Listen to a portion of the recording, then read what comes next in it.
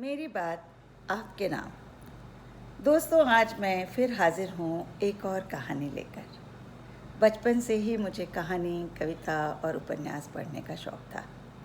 बचपन में इसलिए कह रही हूँ कि बहुत कम उम्र से ही मैंने अच्छे अच्छे लेखकों को पढ़ना शुरू कर दिया था। शरत चंद्र की कहानियों को पढ़कर तो मेरा मन इतना भर आता था, क्योंकि मैं जीवन के उस मोड़ पर थी, उम्र के उस दहलीज पर थी जब मन तो बात बात पे भरता है।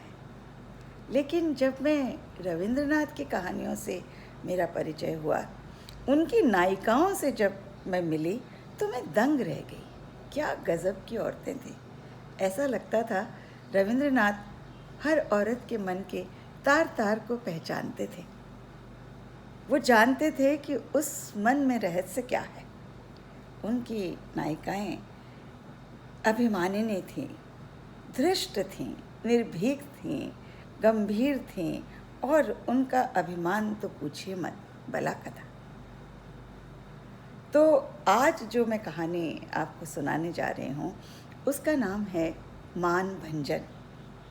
ये एक त्रिकोण है इस कहानी में। कहानी सुनाने से पहले मैं ये भी बता दूं कि रविंद्रनाथ की ये जो आधुनिक महिलाएं थी, इनका मेरे ऊपर काफ़ी प्रभाव रहा है जब मैं कम उम्र की थी, और वो प्रभाव ज़िंदगी में बहुत दूर तक चला, क्योंकि शायद ये कहानियाँ रेनेसां के दिनों में लिखी गई थी। 19वीं शताब्दी की जो लिबरलिज़म था, जो खुला हुआ सोच था, उस सोच से ये कहानियाँ लिखी गई थी, और ये कभी पुरानी नहीं होती। कभी कभी भी ये कहानियाँ पुरानी नहीं पड़ती। तो आज की कहानी भी एक ऐसे ही महिला की कहानी है जो निर्भीक है, जिसमें बड़ा मान है, और कहानी का नाम है मान भंजन। तो त्रिकोण के एक तरफ है गोपी, ज़मींदार का बेटा। उसने अभी अभी नई नई अपनी ज़मींदारी संभाली है पिता की मृत्यु के बाद। उसकी पत्नी गिरिबाला के साथ बहुत बचपन में ही गोपी की शादी हो गई थी। और त्रिकोण के तीसरे कोण पर है लतिका, जो एक जानी मानी अभिनेत्री है, थिएटर में काम करती है। आप याद रखें कि बंगाल में उन दिनों थिएटर अपनी पूरी चरम सीमा पर था, लोगों को भाता भी था, बहुत बड़े बड़े प्रयोग भी हुए, अच्छे से अच्छे नाटक उस दौर में बंगाल में हुए। तो गिरिबाला के ससुर जो थे, वो बहुत कम उम्र में गिरिबाला को अपने घर में ब्याह कर लाए थे अपने बेटे के साथ। उनका बेटा भी छोटा था। ये दोनों छोटे बच्चे एक दूसरे के दोस्त थे। गिरिबाला अपने पति को अपना बहुत अच्छा दोस्त समझती थी, उससे बहुत प्यार करती थी, और उसे अब बहुत अफसोस होता था कि जब से उसके ससुर की मृत्यु हुई, तब से उसका पति उससे कुछ दूर हो गया। ना तो उसके साथ समय बिताता है, ना वो घर पे कभी मिलता है। तो उसके घर में काम करने वाली शूधो, जो लगभग उसकी सहेली जैसे ही है, उससे गिरिबाला अपने मन की बात अक्सर करती है। तो गिरिबाला शूधो से अक्सर ये कहती है कि मेरा तो दोस्त ही खो गया, न जाने कहाँ खो गया, अब तो वो रहा ही नहीं। तो शूधो उससे कहती है ज़मींदार है, उसके पास काम है, तो दीदी वो इतना समय कहाँ बिताएंगे। तो गिरिबाला का मन थोड़ा दुख होता है, लेकिन कहती है बचपन में तो वो ऐसा नहीं था, बचपन में तो हमारी खूब दोस्ती थी, वो मेरे साथ समय बिताता था। खैर, जब भी वो गोपी को कहती है कि तुम आज रुक जाओ, तुम मेरे साथ समय बिताओ, तो गोपी उससे कहता है कि तुम क्या जानो ज़मींदारों को कितना काम होता है, मेरे पास कितना काम है। तो आखिर बहुत दिन जब इस तरह गुजर जाते हैं, तो गिरिबाला शुभो की मदद से ये पता कर लेती है कि हर रोज़ थिएटर में ये अपना समय बिताता है, और एक अभिनेत्री है लतिका, जिससे ये बड़ा प्यार करता है, उसके पास जाकर अपना सारा समय बिताता है, उस पर अपने पैसे लुटाता है। तो अब आता है कहानी में एक बहुत अच्छा रोमांचक मोड़। ये जानने के लिए कि थिएटर आखिर होता कैसे है। गिरिबाला शुद्धू के साथ रिक्शे पे बैठकर थिएटर पहुंचती है और जब वो पहला नाटक देखती है तो उसके मन को वो नाटक इतना भा जाता है कि वो हर शाम उस नाटक को देखने जाती है जहाँ उसका पति भी बैठा होता है। और वो अचंभित है। नाटक की जो महिला चरित्र है या वो जो लतिका है, जो हर नाटक की नायिका है, वो लतिका को देख देख कर एकदम अचंभित है। उसे लगता है कि मैं क्यों लतिका के जैसे नहीं बन सकती क्या। तो वो एक दिन सज धज कर, अच्छी साड़ी, अच्छे गहने पहनकर गोपी का मन लुभाने की कोशिश करती है। इधर दूसरी तरफ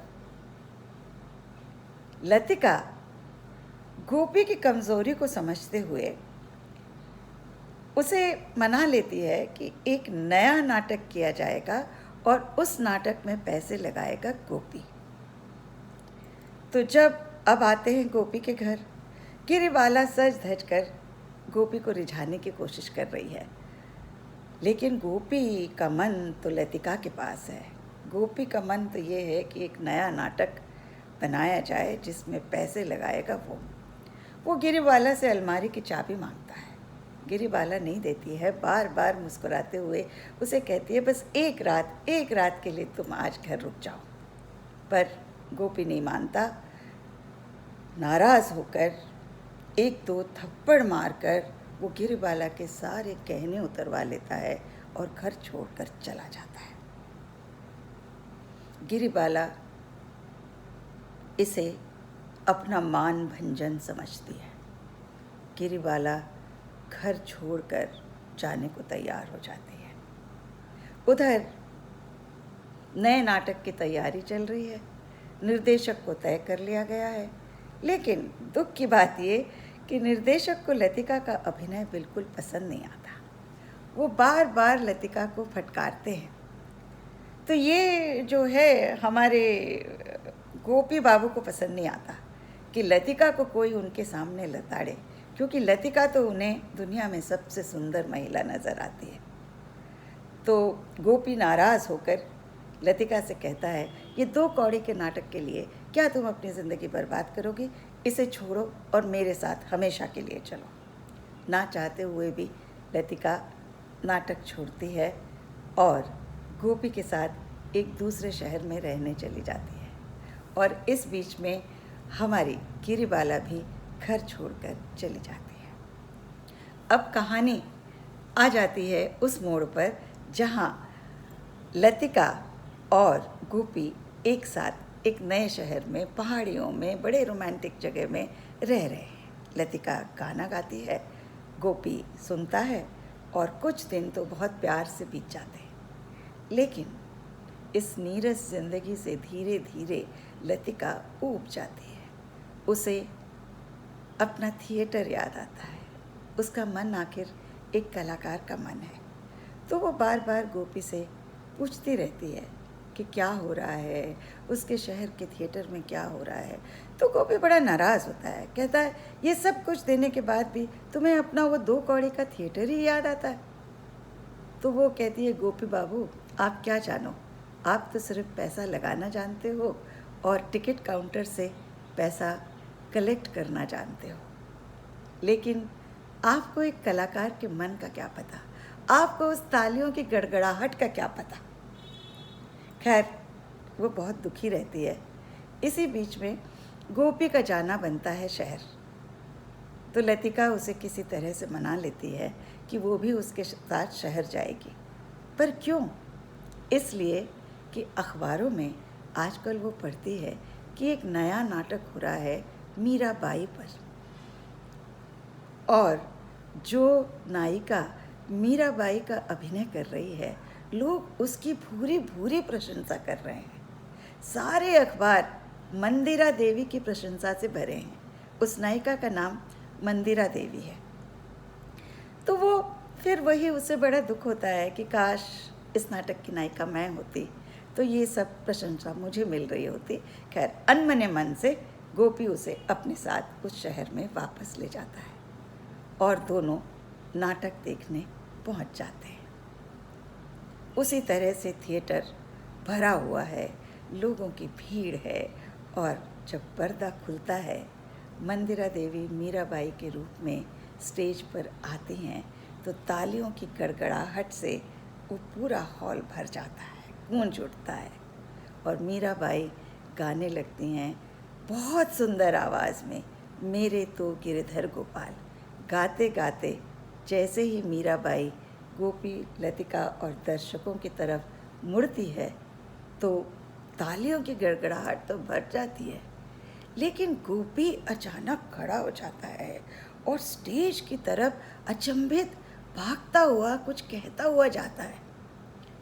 जाहिर है लोगों को नाटक में किसी तरह का व्यवधान पसंद नहीं आता, लोग एकदम नाराज़ हो जाते हैं। दर्शक गोपी को पकड़ के खींच के दरवाजे से बाहर, हॉल से बाहर उसे निकाल देते हैं और लतिका भौचक्की सी नई हीरोइन को देखती रह जाती है।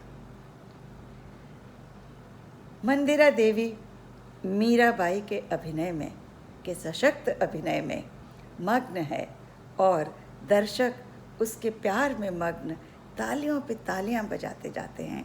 और उधर गोपी को कुछ दर्शकों ने पुलिस इंस्पेक्टर के हवाले कर दिया है।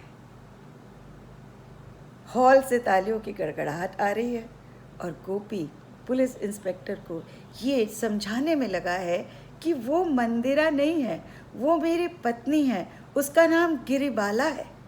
लेकिन उसकी कोई नहीं सुनता, उसकी कोई भी नहीं सुनता और नाटक खत्म हो जाता है। सारे दर्शक मंदिरा देवी उर्फ हमारी गिरिबाला को घेर लेते हैं। अभिमानिनी गिरिबाला अपनी गर्दन तान, आंखें ऊंची कर सीधे थिएटर से बाहर निकलती है और अपनी गाड़ी में बैठ जाती है। ना तो वो गोपी की तरफ देखती है, ना तो वो लतिका की तरफ देखती है, क्योंकि आज की इस गिरिबाला ने इतना कठिन लेकिन इतना निर्भीक निर्णय लिया था कि उसके पति को एक सबक मिला। ये कहानी जब मैं देख रही थी तो जब पहली बार मैंने गिरिबाला को देखा स्टेज पर तो मैं भी बहुत अचंभित हुई, ये सोच के कि एक महिला के मन पर क्या बीतती है जब उसका पति उसे धोखा देकर किसी और के साथ चला जाता है। इतनी दबंग, इतनी निर्भीक, सोच के देखिए उस समय के बंगाल की औरतों का मन। आखिर उस महिला के मन को कौन जान सकता है जिसका मान भंजन हुआ है, उसका रहस्य कोई नहीं जान सकता। रविंद्रनाथ ने जिस खूबी के साथ गिरिबाला के चरित्र का वर्णन किया है, ये बहुत से लोगों को बहुत कुछ सिखा जाता है।